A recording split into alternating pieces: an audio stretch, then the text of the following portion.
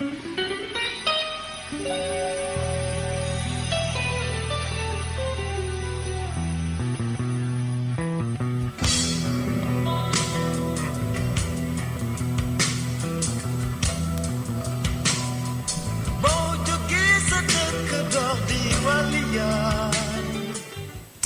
Jollof, l'invité. Vous êtes bien sur les ondes de radio 91.3 et sur halimsn.com, votre site de référence de l'actualité sénégalaise. Aujourd'hui, comme invité, je vous l'avais dit au début de l'émission, il s'agira de discuter avec Maître Assane Dioma Ndiaye. Assane Dioma Ndiaye, que je crois tous les Sénégalais connaissent maintenant, mais il s'agira de mieux le rencontrer, de mieux découvrir cet homme, aux facettes multiples certes, et qui fait de très grandes et de très bonnes choses. Maître Ndiaye, bonjour. Bonjour. Merci d'être avec nous dans l'émission Takusanu Jollof et d'être l'invité de halimsn.com, le site de référence, je dis, de l'actualité sénégalaise. Maître, tout le monde vous voit dans à la télé, on vous voit dans la radio, à la radio, on vous voit même des fois dans certaines activités. Comment peut-on présenter Maître Assane Dioma Ndiaye? Voilà, merci beaucoup. D'abord, vous saluer vos auditeurs et dire que c'est un réel plaisir d'être votre invité de ce jour. Donc, je suis avocat au barreau de Dakar. Je suis avocat agréé auprès de la Cour pénale internationale. Je suis membre du barreau pénal international. Au niveau local, je m'investis dans les droits de l'homme. J'ai été président de l'Organisation nationale des droits de l'homme du Sénégal. Présentement, je suis président de la Ligue sénégalaise des droits de l'homme. Je suis membre de la Sénat pour l'observation des élections et j'ai fait beaucoup d'écrits. Je suis expert international en matière de gestion, prévention et résolution de conflits. Je suis chargé de mission à la FIDH. Bon, je ne voudrais pas m'étendre davantage, mais c'était pour camper un peu peut-être. Effectivement. Ma personnalité, oui. Exactement, pour connaître bien la personne et savoir que ce dont on parle aujourd'hui, c'est vrai que c'est important. C'est pour ça que nous avons fait venir Maître Assane Dioma Ndiaye. Vous êtes avocat, vous êtes, c'est vrai, spécialisé dans le droit international. Aujourd'hui, quelle première analyse pourront-on faire de l'état des droits de l'homme au Sénégal? Oui, c'est vrai que au sortir de cette nouvelle alternance, nous avions beaucoup d'espoir. Nous avions placé beaucoup d'espoir quant à une amélioration de la situation des droits de l'homme au Sénégal. Avant 2012, évidemment, nous avons connu, jusqu'en 2012, de 2000 à 2012, nous avons connu des hauts et des bas. Nous avons connu des éclaircies, mais aussi des zones d'ombre. Une période extrêmement noire, avec des cas de torture, avec des interdictions de manifestations, des arrestations de journalistes, une impunité par rapport à certaines violations très graves de droits humains. Et jusqu'à 2012, nous avons connu des violences électorales ponctuées avec des cas de mort, des tortures. Donc c'était vraiment une période noire des droits de l'homme. Et nous nous sommes battus avec tous les Sénégalais, évidemment, pour d'abord qu'il y ait un changement de régime. C'était une aspiration nationale. Et ensuite, pour que la nouvelle gouvernance soit fondée sur des règles de bonne gouvernance, de transparence et surtout de respect de la personne humaine. Et c'est là peut-être où nous sommes un peu dubitatifs. Nous sommes un peu dubitatifs depuis le début de cette alternance, parce que nous constatons la réitération ou la persistance de beaucoup de violations pour lesquelles nous nous étions battus, comme les cas de torture, nous en avons noté. Ah bon? Évidemment, oui, nous avons noté le cas de Chérif Nda, vous avez entendu parler, ce sapeur-pompier qui a été torturé à mort à Thiès lors de sa formation. Il y a le jeune Antoine Sambou qui a été torturé à Oussouye par les militaires, qui est décédé. Et nous avons dans une moindre mesure le cas de Alfoussé Nissane à la maison d'arrêt de Rebeuss, même si les circonstances restent à déterminer. Et évidemment, nous notons également d'autres cas de torture, mais sur ce plan, même s'il y a quelques esquisses de poursuite, parce que le problème, c'est pas qu'il n'y ait pas nécessairement de torture, mais au moins qu'en cas d'allégation de torture, qu'une procédure judiciaire soit ouverte. Exactement. Et donc là également, malgré quelques réticences, quand même nous notons une certaine volonté de la justice et une volonté politique de la part du pouvoir actuel d'éclaircir un certain nombre de cas de torture, même si ces cas existent. Par rapport aux libertés publiques également, vous avez noté avec nous les cas d'interdiction que nous avons notés. Les jeunes qui voulaient manifester contre le mur qui était érigé au niveau de la corniche ouest, qui devait abriter l'ambassade de Turquie. Même pendant l'arrivée récente de Maître Abdoulaye Wade, vous avez vu les interdictions. Donc de ce point de vue également, nous n'avons pas noté de grandes avancées. Au niveau des conditions de détention également, tout le monde s'émeut aujourd'hui des conditions dans lesquelles les Sénégalais sont détenus dans les prisons. La question des talibés également, nous n'avons pas noté de grandes avancées. Maintenant, on nous annonce des réformes structurelles, et ça, c'était vraiment notre revendication fondamentale, qu'il y ait sur le plan institutionnel des mécanismes de nature à garantir l'effectivité des droits de l'homme.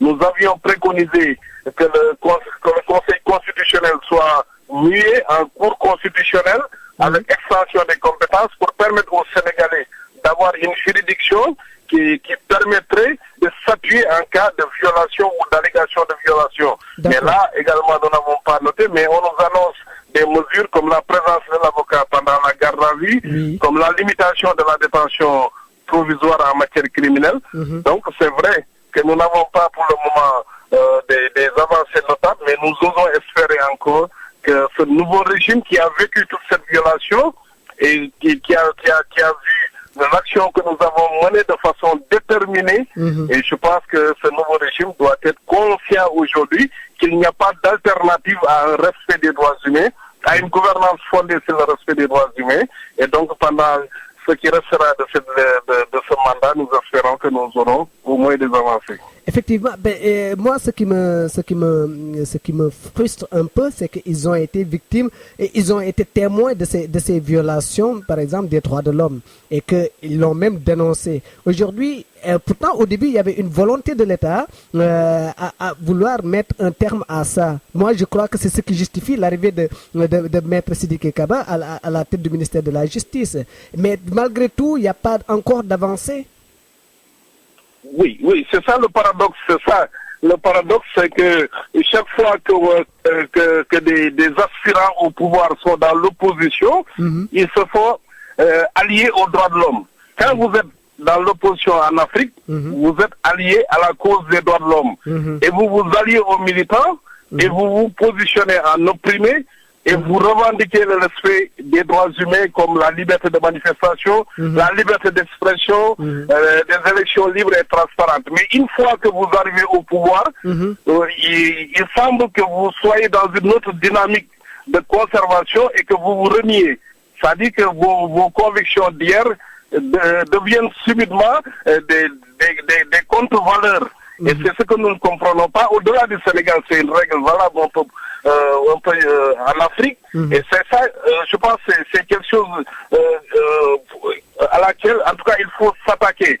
Il faut qu'on soit beaucoup plus cohérent dans le combat politique, dans le combat pour les droits de l'homme, dans le combat pour l'approfondissement des démocraties. On ne peut pas, quand on est dans l'opposition, se faire le chantre des droits de l'homme, et quand on est au pouvoir, on prend des positions diamétralement opposées. Et pour vous donner des exemples, l'article 80, l'article 80, depuis M. Abdoulaye Wade, qui était dans l'opposition, qui a été toujours poursuivi sur la base de cet article avec ses condisciples qui promettaient d'abroger cet article, et une fois au pouvoir, c'est lui qui utilise cet article. C'est la même chose pour M. Macky Sall. Quand il était au pouvoir, nous sommes battus, nous les militants, les personnes avaient été poursuivies sur la base de l'article 80, Madiambal Diagne, les docteurs Marie Faye, les El Malick Seck, nous sommes battus, et on aurait pu penser qu'une fois au pouvoir, la première chose à faire pour un régime comme celui qui est issu de ces élections de 2012, c'était de s'attaquer à des armes politiques qui, sous le sceau de la légalité, en réalité servent à anéantir des opposants. Et voilà que ce pouvoir, aujourd'hui, considère que l'article 80 est une arme à la disposition de la République, et c'est une arme indispensable. Donc je rejoins votre analyse qu'il n'y ait pas de constance dans le combat et que la position n'est pas la même selon qu'on est dans l'opposition ou au pouvoir par rapport à la question des droits de l'homme. Exactement. Mais à ce niveau, où pourrait se situer le blocage? Est-ce que le président est conscient, il a envie de faire quelque chose? Est-ce que c'est au niveau de l'administration, tel qu'un préfet ou un ministre de l'Intérieur, qui à un moment donné a envie aussi de faire plaisir à quelqu'un d'autre, est en même temps un homme politique? Où se trouve le blocage? Parce qu'aujourd'hui, avec Maître Sidiki Kaba, vous deviez avoir un interlocuteur privilégié. Oui, c'est ça. Je pense qu'il y a souvent la raison d'État qui prévaut.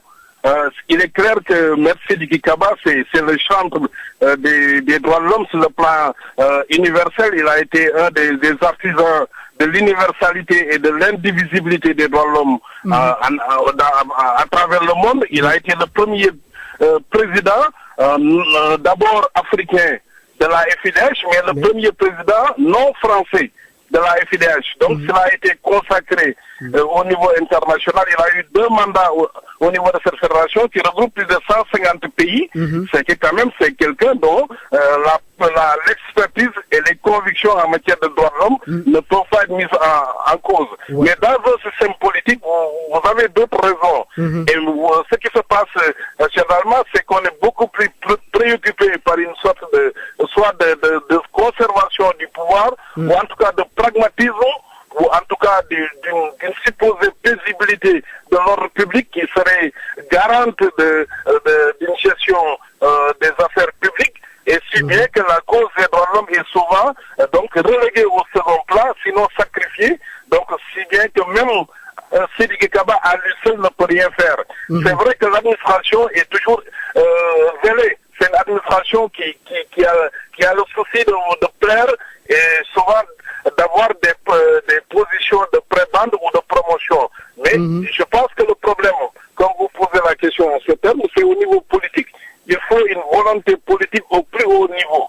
Je pense que quelles que soient les velléités de résistance ou d'un préfet qui interdit pêle-mêle des manifestations, si le président de la République au plus haut niveau, celui qui a été élu par les Sénégalais, donne des indications claires, je pense que tout pourrait aller dans le sens du respect des droits humains. Mais jamais nous n'avons eu ce signal très fort de la part au niveau politique, si bien qu'aujourd'hui, l'administration essaie de faire comme si le problème ne viendrait pas d'elle et qu'elle est plutôt soucieuse de prendre des mesures qui iraient dans le sens peut-être de la stabilité, supposée stabilité politique. Une nouvelle fois, l'exercice des droits de l'homme ne peut pas être cause d'instabilité. Une manifestation dans une démocratie ne peut pas être cause d'ordre public, de trouble à l'ordre public, puisque la République a les moyens de sa politique. Et c'est la République qui inscrit dans sa charte fondamentale que telle liberté est garantie,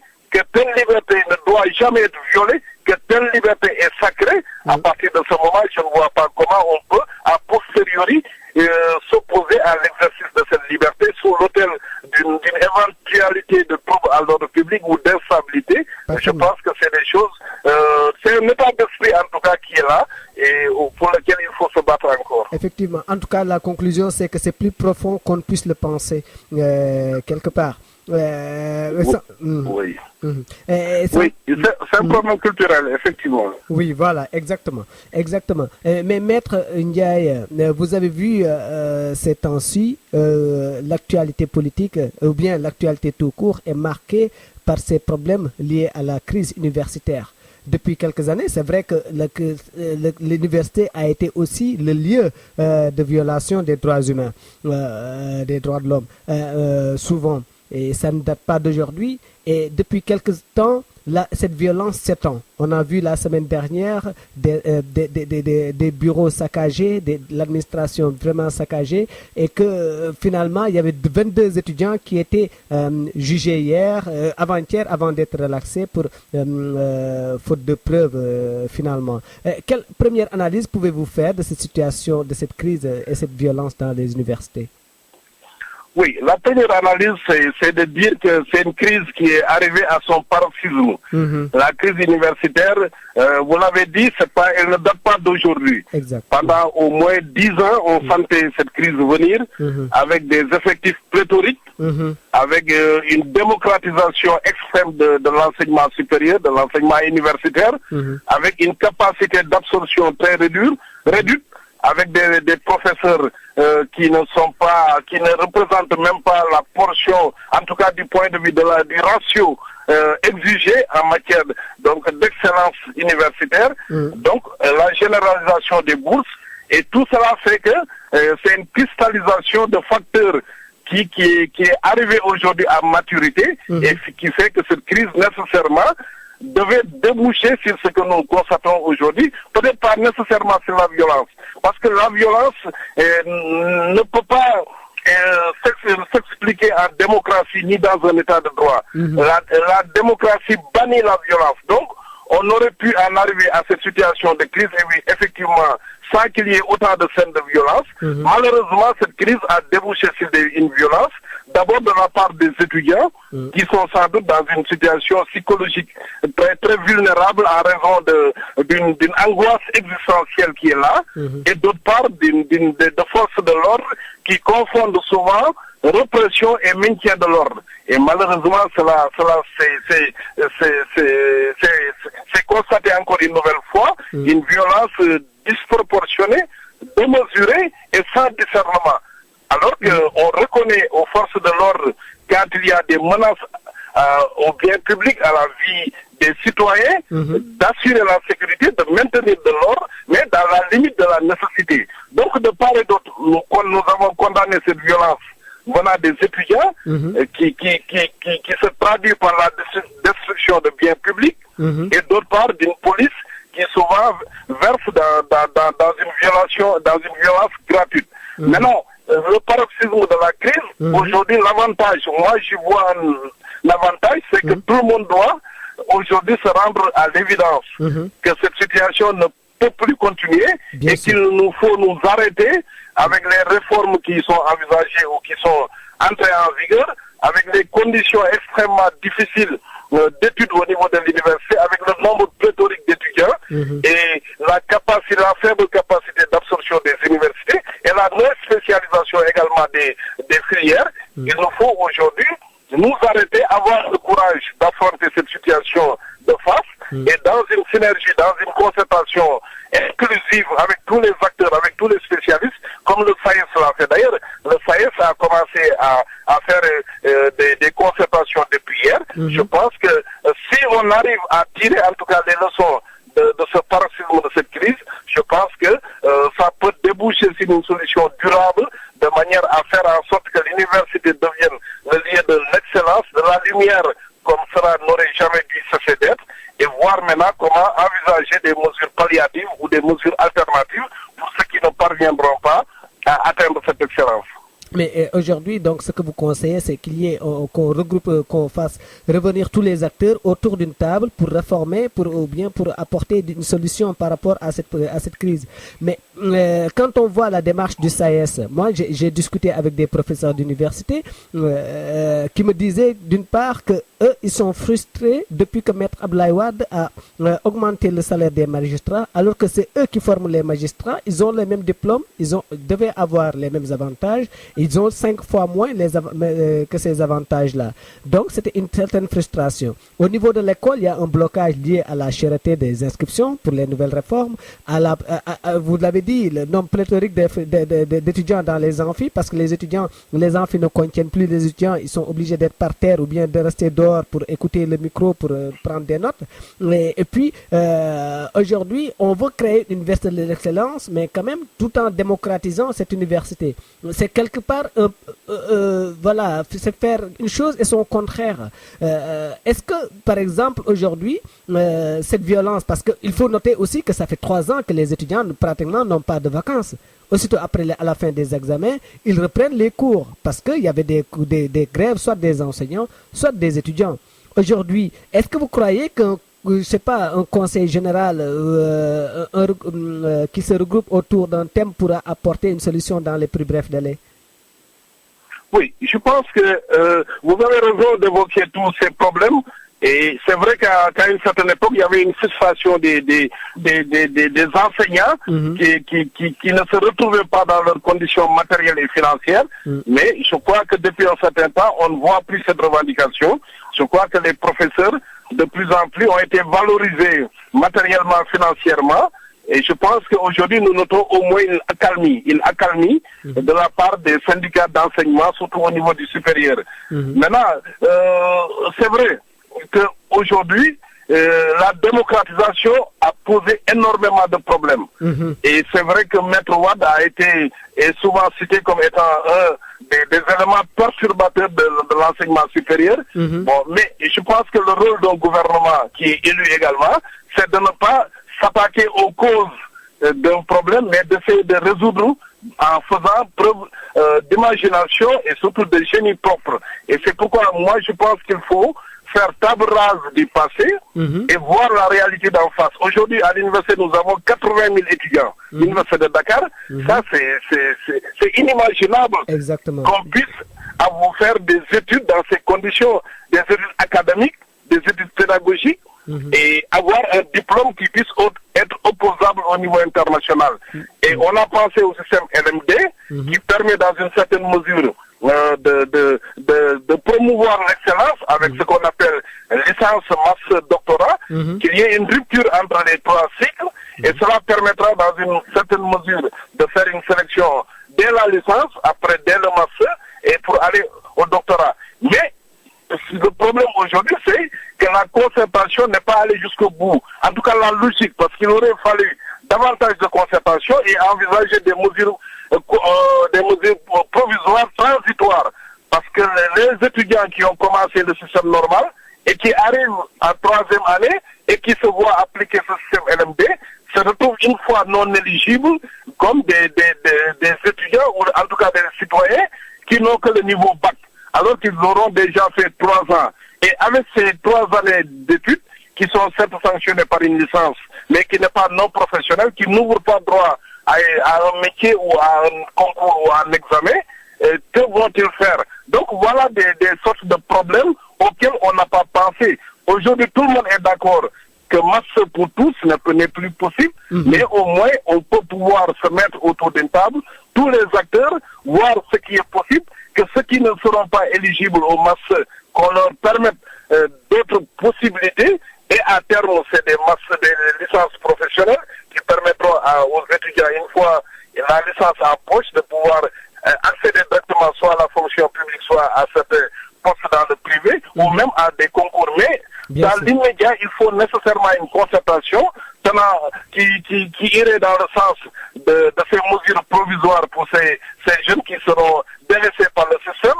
Au niveau également des enseignants, il faudra recruter, parce que le système LMD nécessitera un encadrement au niveau du master. Chaque étudiant devra avoir un encadreur pour présenter son mémoire, tout ça. Et donc, si vous n'avez pas tous ces éléments, il est illusoire d'envisager un système universitaire performant. Donc, une nouvelle fois, je pense que c'est bon d'entreprendre des réformes, mais il faut sous-tendre tout cela par un dialogue, une concertation, consulter tous les acteurs et faire en sorte qu'on arrive à une situation qui soit consensuelle et qui permettra de déboucher sur un pacte social au niveau de l'université. Récemment, nous avons tenu un colloque pour essayer d'arriver à un pacte social au niveau politique, pour la violence politique, mais au niveau universitaire également. Je pense que l'idéal aujourd'hui, c'est de tendre vers un pacte académique, un pacte social. Les professeurs, les étudiants, les parents d'étudiants, les syndicats, tous les acteurs sociaux, pour qu'au moins qu'on puisse laisser l'université en paix, qu'on ait des espaces universitaires pacifiés, pour ne pas sacrifier ces générations de jeunes étudiants. Aujourd'hui, aller voir, aujourd'hui même aller consulter, on sent que la formation n'est pas la seule à laquelle ils devaient prétendre ou celle qu'on devait leur procurer. Généralement, c'est des étudiants qui viennent, même avec le master après la maîtrise, avec un niveau extrêmement faible. Et je pense qu'on a plus le droit de laisser cette situation continuer. Et c'est la raison pour laquelle je dis une nouvelle fois qu'il nous faut nous arrêter, trouver, faire un diagnostic sans complaisance, envisager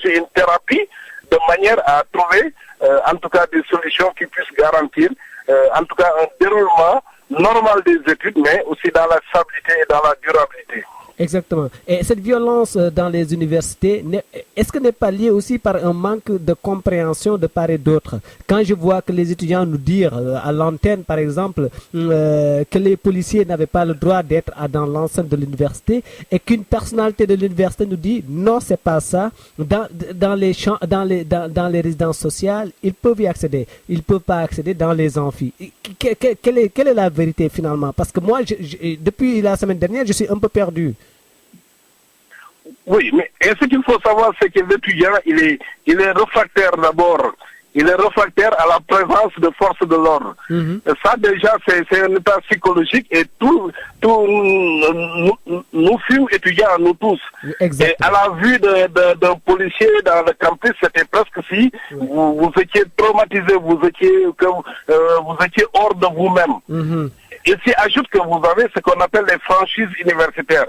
Exactement. Et les franchises universitaires ne veulent pas dire également une permissibilité de la violence, mais de façon universelle. Ça, c'est des règles universelles. On admet que les forces de l'ordre ne doivent pas investir ce qu'on appelle le campus pédagogique. Et là, dans l'esprit sénégalais du Sénégal, il est difficile de faire la part des choses entre l'espace pédagogique et l'espace social, le campus social et le campus. Donc, cette présence policière, évidemment, pose problème et n'est pas acceptée par le corps enseignant.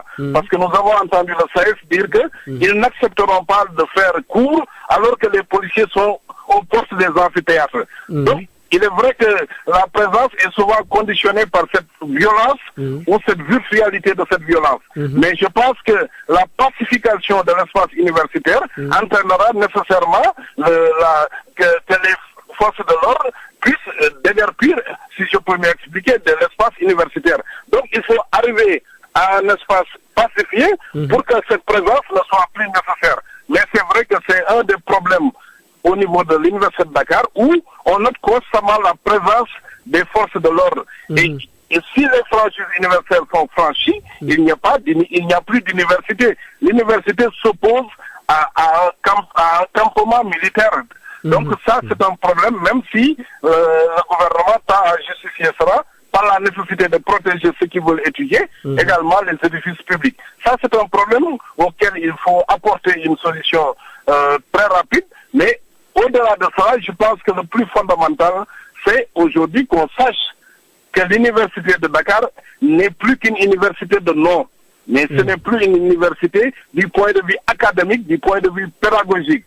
Et de ce point de vue, je pense qu'on peut trouver une solution, inviter les étudiants à renoncer à la violence, à se référer au cadre légal, au cadre institutionnel, et demander également au gouvernement de retirer les forces de l'ordre, parce qu'il y aura des garants, il y aura des médiateurs, il y aura des facilitateurs. Il faut aujourd'hui trouver des mécanismes de manière à instaurer cette situation de confiance d'abord entre étudiants, entre eux-mêmes, entre étudiants et professeurs, et entre étudiants et pouvoir public. Mais au-delà également, il ne faut pas perdre de vue que l'université ne peut pas être ex nihilo de la société sénégalaise. Exactement. Et la société en tant que telle aujourd'hui, elle est foncièrement violente. Nous avons noté cette semaine des mairies qui ont été saccagées à Thiaroye. Nous avons noté Thiaroye, des mairies par des pêcheurs. Donc également, il ne faudrait pas réduire l'analyse au seul espace universitaire et montrer que de plus en plus nous notons d'une part la faiblesse de la référence au cadre légal, une défiance de l'autorité publique et une décomposition de la société, une désinstitutionnalisation. Nous ne voyons plus les institutions jouer leur rôle normalement et évidemment une justice souvent qui ne joue pas également son rôle. Tous ces facteurs font que cette violence, elle est là et elle est toujours virtuelle, elle est toujours potentielle. D'accord. C'est vrai que les torts sont partagés, mais est-ce que l'approche des élections locales ou comme ça, ou l'arrivée de Wade n'influe pas sur ces actes de vandalisme délibéré? Oui, je pense qu'il est vrai que dans une certaine mesure, il y a le climat, le contexte politique qui est vicié. Il y a l'antagonisme politique qui est là. Et il est vrai qu'en matière politique, il peut arriver que des gens aussi essaient de gêner le pouvoir en place ou de tirer profit d'une situation donnée. Donc on ne peut pas exclure que l'arrivée de Wade soit un facteur d'aggravation, ou en tout cas générateur de cette violence dans une moindre mesure ou dans une certaine mesure. Et il est vrai également que l'approche des élections locales est source également de tensions, si on sait les divergences, même au sein du parti au pouvoir, la multiplicité des listes et des enjeux. Tout ça fait effectivement que le contexte est très favorable. C'est un terreau fertile actuellement, donc c'est une période pathogène pour des troubles à l'ordre public, pour en tout cas la cristallisation d'intérêts particuliers au détriment de l'intérêt général, pour la multiplicité des solutions à la place de l'uniformisation des règles. Donc tout ça fait que nous sommes dans une période extrêmement trouble, dangereuse et potentiellement violente. Mais je pense que le propre de la démocratie également, c'est de pouvoir corriger ces dysfonctionnements. Et c'est là où nous attendons effectivement le gouvernement de mettre en place une politique pédagogique en matière de prévention, d'anticipation, mais de résolution également, ou de solution des attentes des Sénégalais, mais aussi une politique de sécurisation, mais qui soit conforme à ce que nous appelons vraiment le respect de la personne humaine, quelles que soient les circonstances, quelle que soit la cause. On ne peut pas tolérer qu'il y ait des atteintes à la personne humaine, aux droits fondamentaux de la personne. Et ça également, c'est des exigences que nous devons avoir en tout temps, même si, comme vous le dites, il faut aujourd'hui que tout un chacun sache qu'il y a une démarche citoyenne à avoir, il y a le respect dû aux institutions qui doit être permanent, il faut préserver la République et que les intérêts particuliers, que les intérêts conjoncturaux ne prennent pas le dessus sur l'intérêt supérieur de la nation et sur la pérennité de la République. D'accord. Est-ce qu'aujourd'hui aussi, pour finir pour cette question, la généralisation des bourses n'a pas été vraiment quelque chose, voilà, l'arbre qui cache la forêt, quoi, finalement, parce que elle a fait, cette généralisation a fait beaucoup de mal, voilà, au gouvernement actuel, parce que quelque part, moi personnellement, j'étais pas pour cette généralisation, mais ça c'est personnel, parce que c'était une manne financière qu'il fallait trouver tout le temps par l'État, que l'État devait trouver. Et que nous sommes dans un pays où c'était dur de trouver tout le temps cette somme. Ça veut dire qu'il faut multiplier par 10 le budget de l'enseignement. Oui, c'est vrai que... Mais vous savez, il est difficile aussi de critiquer des choix politiques. C'était un choix d'un gouvernement donné qui pensait qu'il avait les moyens financiers, les moyens budgétaires de faire face à cette situation. En soi, c'est pas une mauvaise chose. Ce qu'on peut reprocher peut-être à cette généralisation, c'est le manque de rigueur qui a accompagné cette généralisation, qui fait que certains ont pu conserver soit une bourse, une aide, tout en n'ayant pas des résultats performants. Je pense que si cette généralisation, en tout cas si le maintien ou la bourse était conditionnée à des résultats de performance, je pense qu'il n'y aurait pas du mal si l'État a les capacités financières de soutenir cette généralisation. Mais les données ont changé. Nous savons que le régime actuel n'a pas les capacités financières comme peut-être c'était le cas du temps de Wade, qui était un génie en matière donc de capitalisation, en tout cas de l'argent, ou en tout cas de recherche de fonds, de par des techniques dont il a le secret. Mais également, le système a péché du fait que des étudiants, tout en redoublant 2 fois, maintenaient leur bourse, conservaient leur bourse. Et je pense que ça a été une contradiction. Autant on peut mettre en œuvre une politique sociale pour soutenir les couches défavorisées, pour soutenir financièrement les étudiants, mais autant il est important dans le système d'excellence qui est l'université, de les pousser et même de faire cette possibilité de place de la bourse comme une sorte d'épée de Damoclès sur la tête qui les pousserait à l'excellence. Mais autrement, les donner, faire cette généralisation et qu'il y ait une politique laxiste en matière de gestion des bourses, ça a été certainement un tort qu'on a apporté au système universitaire, et des correctifs sont apportés aujourd'hui. Si vous redoublez une fois, je crois que vous perdrez votre bourse et vous ne la retrouvez qu'après un autre cycle. Donc il y a un peu des correctifs qui sont apportés, mais comme je l'ai dit également, c'était la vision d'un homme, c'était un choix politique, et je pense qu'il ne sert à rien de revenir sur ça, mais surtout de s'attaquer au mot de l'heure aujourd'hui. Exactement. Maître, si on vous a fait venir aujourd'hui aussi, c'est qu'il y a un problème, c'est vrai, très intéressant. Je ne sais pas si intéressant est le qualificatif, mais c'est le sujet du procès de Hissène Habré. Aujourd'hui, vous êtes l'avocat des victimes du procès. Si on revient depuis le début, pourquoi que reprochent les victimes dont vous représentez à Hissène Habré? Oui, il faut savoir que M. Hissène Habré a régné au Tchad de 82 à 90. Il a été chassé du pouvoir en 90 par Idriss Déby. Donc c'est une période noire qui a été ponctuée, marquée par des atrocités énormes, par des violations graves de droits humains. Et il faut savoir, avant que ce combat pour le procès ne soit mené, déjà au niveau du Tchad, à la chute de M. Hissène Habré, il avait été décidé de mettre en place une commission nationale de rapport, d'enquête sur les violations des droits humains. Et cette commission qui était présidée par un magistrat, qui comprenait toutes les couches vives de la société tchadienne, avait déjà conclu à 40 000 morts pendant cette période de 82 à 90.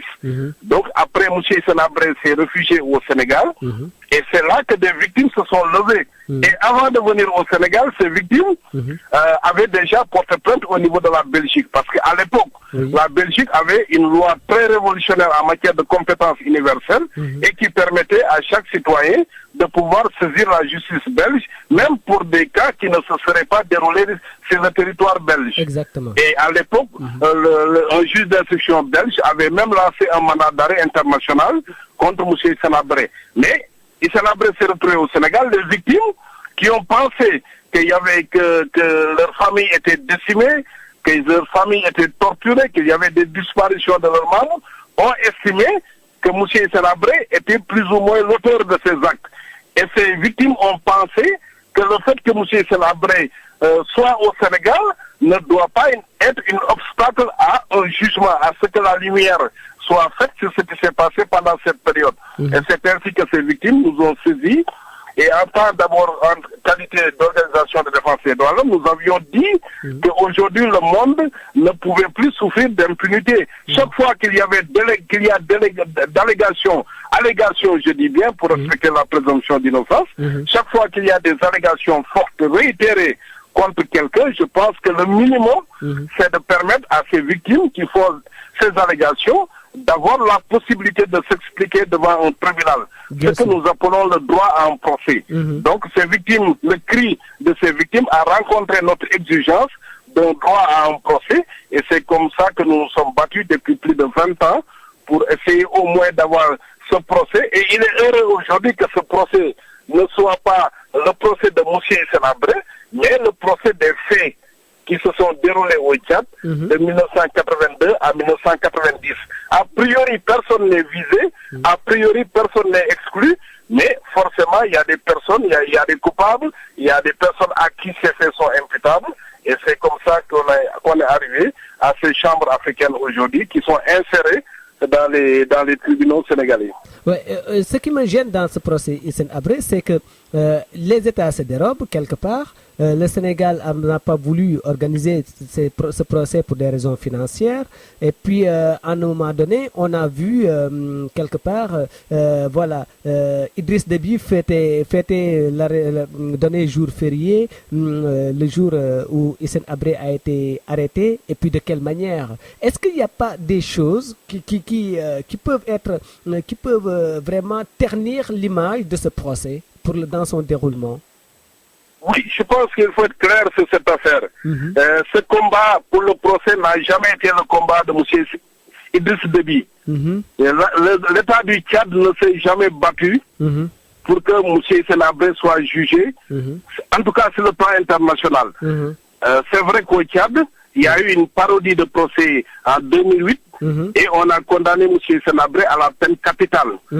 Ça, c'est une parodie qui s'est tenue. Mais sur le plan international, l'État du Tchad n'a jamais été favorable à la tenue de ce procès, comme du reste, certains dirigeants africains, au rang duquel d'ailleurs Maître Abdoulaye Wade, qui n'a jamais été en faveur de ce procès, qui durant tout son règne a tout fait pour que ce procès n'ait pas lieu. Donc, c'est un combat que les victimes seules ont porté.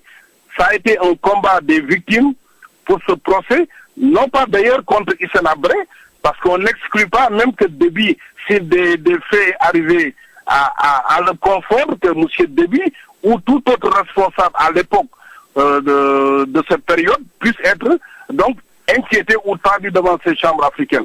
Donc aujourd'hui, il est important que l'opinion nationale et internationale sache que c'est un combat exclusif des victimes. Et la preuve, récemment, l'État du Tchad a voulu se constituer partie civile. Exactement. Et les victimes les victimes ont fait des observations et la commission d'instruction a suivi les observations des victimes et a déclaré irrecevable la constitution de partie civile de l'État du Tchad. Donc pour dire que M. Déby et l'État du Tchad n'ont aucune mainmise sur ce procès, ce sont des magistrats indépendants qui ont été nommés au niveau des chambres africaines par l'Union africaine et ces magistrats n'ont pas d'état d'âme. Ils ne connaissent ni Déby ni Hissène Habré, ils ne connaissent que des faits. Et au moment où je vous parle, ces magistrats sont encore à N'Djamena, dans le cadre d'une 4e commission rogatoire, et ils font des recherches objectives. On a signalé des charniers, on a signalé des tortures au niveau de la DDS, la police politique de M. Hissène Habré, on a dénoncé également des massacres dans le sud à Delhi, et ces magistrats sont là-bas pour voir si ces faits sont avérés. Des expertises ont été ordonnées pour voir si les charniers, les corps retrouvés dans certains charniers correspondent à la période de 82-90. Et on a essayé même de situer l'échelonnement militaire à l'époque pour voir qui pouvait donner des ordres, qui pouvait agir, qui pouvait être l'auteur de ces faits. Donc c'est un travail très sérieux que les magistrats sont en train d'effectuer. Et ça, c'est uniquement en référence à la loi, au tribunal de leur conscience, mais jamais M. Déby ni l'État du Tchad n'ont aucune influence et n'auront aucune influence sur ce procès. Et d'abord et surtout, c'est le procès des victimes, c'est des Tchadiens qui ont perdu soit un époux, soit une épouse, soit des enfants, soit un oncle, soit une famille entière. Il faut qu'on comprenne, le combat, c'est un combat vraiment pour la manifestation de la vérité et rien que pour la manifestation de la vérité. Effectivement. Mais ce qui est contradictoire dans l'élaboration de ce procès, c'est que par exemple, quand on voit le geste par lequel Idriss Habré a été arrêté, donc la manière avec laquelle qui est un peu qui ne méritait pas ce traitement, qui pouvait être convoqué le lendemain à la gendarmerie et être placé en garde à vue, mais le prendre à quatre bras comme ça, comme si pour le foutre dans une voiture, excusez-moi du terme, et puis en même temps on voit que le président Déby qui voulait même se constituer comme partie civile a été quelque part son collaborateur au moment de ces faits-là, même s'ils se sont est-ce que aujourd'hui ça me je pense que c'est des interrogations légitimes, mais ce qu'il faut savoir au niveau de la responsabilité pénale internationale, c'est ce qu'on appelle la responsabilité hiérarchique. C'est-à-dire c'est la responsabilité du chef. C'est-à-dire si vous êtes président de la République, vous avez une responsabilité sur vos concitoyens. Exactement. En tout cas, des violations massives de droits humains ne peuvent pas se commettre sans l'aval, sans la caution ou sans l'instigation du chef d'État qui est la clé de voûte des institutions, qui est le chef suprême des armées.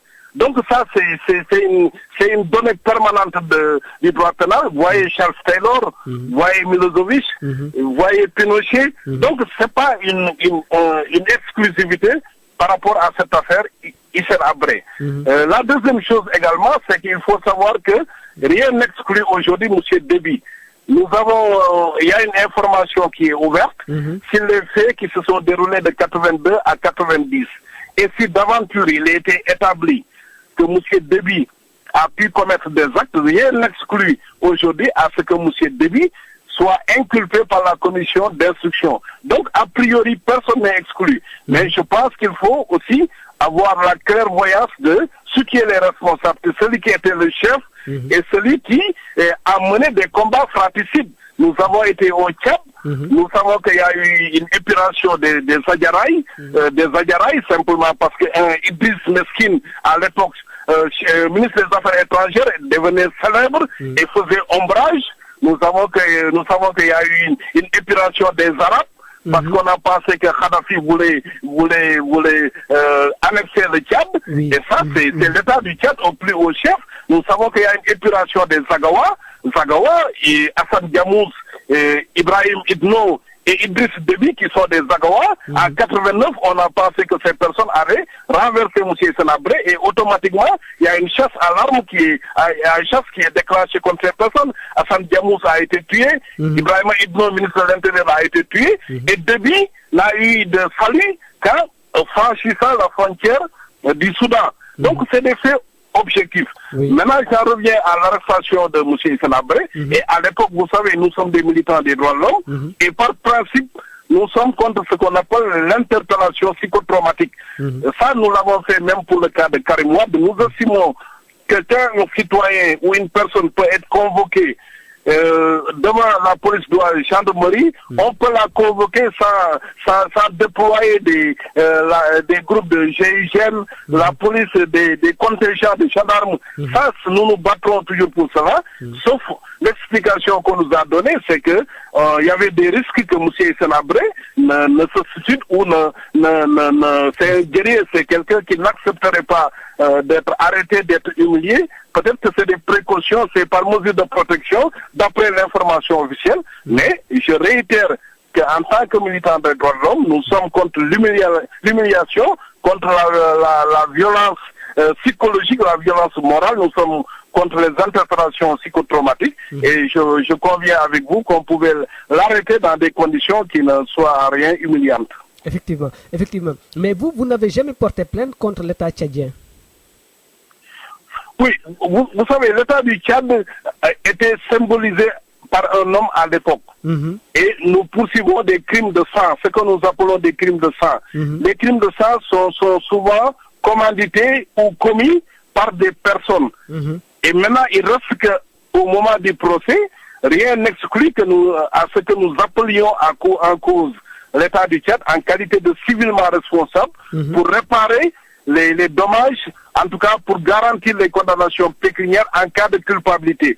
Si demain un procès se tenait, si demain les personnes qui sont poursuivies, et je rappelle qu'il y a en dehors de M. Senabré, il y a 5 autres personnes qui sont inculpées.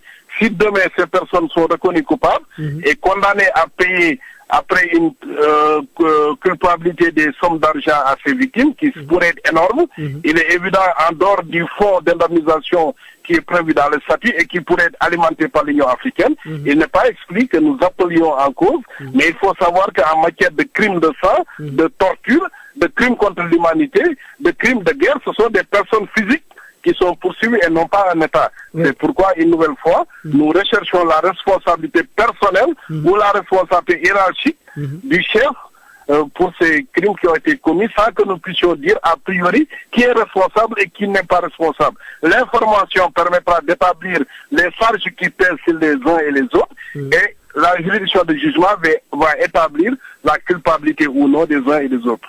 Et quelle est la prochaine étape, vous, en tant qu'avocat des victimes, par rapport à ce procès? Oui, je pense que nous sommes au terme de cette commission, des travaux de la commission d'instruction. Cette commission devait avoir 18 mois. Donc, normalement, elle devait terminer ses travaux au plus tard en décembre. Ils ont obtenu une prolongation jusqu'au mois de février, janvier-février. Mais la prochaine étape, c'est 2 choses. Ou bien la commission d'instruction estime qu'elle a suffisamment de charges contre les personnes inculpées et prend un arrêt de renvoi devant la juridiction de jugement, ou, à contrario, la commission d'instruction estime qu'elle n'a pas suffisamment de charges et elle rend un arrêt de non-lieu et tout s'arrête. Mais en cas de renvoi devant la chambre de jugement, il est évident que ce sera un procès historique qui va s'ouvrir, non seulement pour les victimes, mais pour toute l'Afrique.